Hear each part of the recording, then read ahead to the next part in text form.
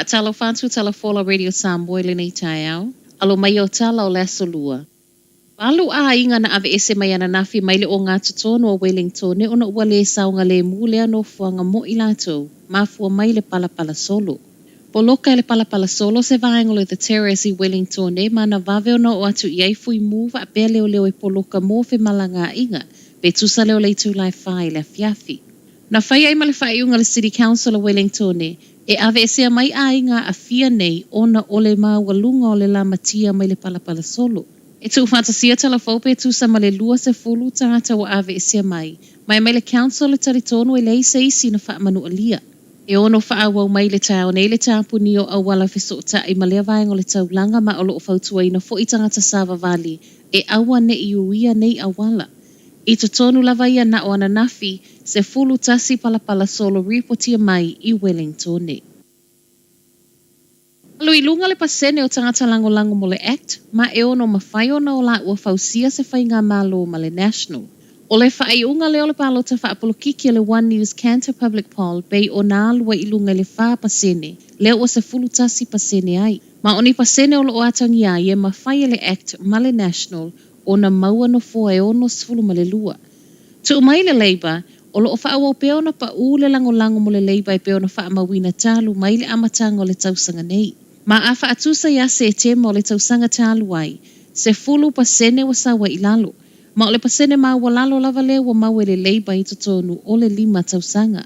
Mo le National, e lua pasene wa sawa i fo i lalo wha atusa i wha ai unga o le masino me. Peitai, o lo o wha atuma wina pia i le tūlanga mua e tolu se fulu fitu pasene.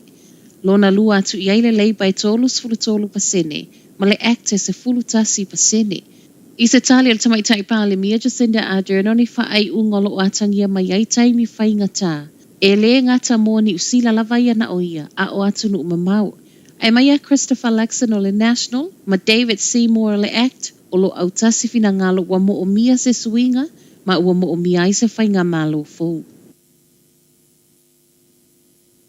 Na ole to aiva tau si mai ino whaatalo sanga mai e fio mai ini usila i lalo le polo kalame fou. Leo lo o whaatalo sanga ina ai visa no fo mau. O wha maunga nei mai le matanga luenga o ngā luenga e o mai le aso luas furma le valua iulai. Ai wha apea na wha amawina i totonu o le whāwa i aso mua. Ua whaali ai e tau si mai ua na o se vaengo leo wha ingo le o whai ngā luenga o mo mia. Peita e se tali le minister o le soifua malo loina Andrew Little e le o atua wha maunga le masino iulai. Ma e wha ato a sao nei wha maunga i le wha ai ungo le masina le nei o au kuso. O le swinga faule nei ale malo o lo mawhai e o nā ngā waa tangata mau o lulunga ngā waa.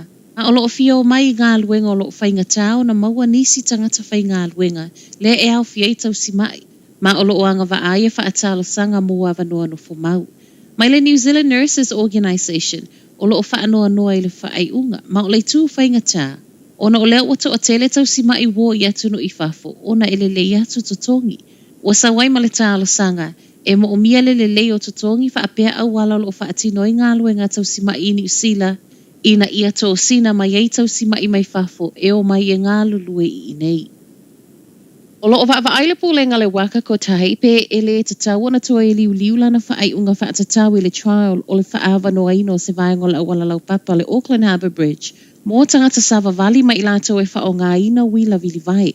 O le trial le nei na wha atala sanga ina i le malo i le tau sanga talu ai. Le whai ai se taimi le pisi o le tausanga, peitai, na mana o le pule ngai whai ai se aso se tasi, ma o le ana fuafua mō November o le tausanga nei. Ma o whetuna i le pulenga, wa iei whainga tau wha amata o mai se tasi kulupu e o le tū la whono pe a le tau nu ule meo lo mana na oai. Ma o lo ma oti lava le mana onga i a whai le trial i le lane o lo i whafo le tu i sae. E o mai le tau nei le itali le pulenga pau o lea. O le aso se fulu valo o le masina nei o lo o whono ai, mātu e wa ai le tāla sanga, ma e whailo mai se tali, ai ele i umatu au kuso. O se mata upo lo pa mai le pulenga o ta avale afi, ai le o le malo. Ma tala muli, o tāla sanga le kwanza ziona suisi nia, o se fesoa soani e ngā lulu e le vaenga o lo la wai atua pāsese, a o paso ai le uti o le au whai ngā luenga. Tolo masina le ofa atala sanga ina i le kwanza sui o lana pulenga tusa lea ma le toa se lau. E ngā lulu e volunteer i malaiva li le sini ma melepone. O ngā luenga nei au while la uino ato o pāsese le vaa lele wha pe ai. Ma le ave ese mai pe atau nu le vaa. Ai le ngata i leo le ave ino ta avale o lo whila uai ato o pāsese le malai vaa lele. O le to atele o whai ngā luenga mau e le fulu wha pe ma le to e sau malo se le COVID. O mafu anga te tele i e lua wa uti ele o whai ngā luenga. To e wha o popo atu i ai ma le to ngau ngau le o ngā lulu e o lo i ai nei le maketi. Talanala Radio Samoa, manu yele tai au.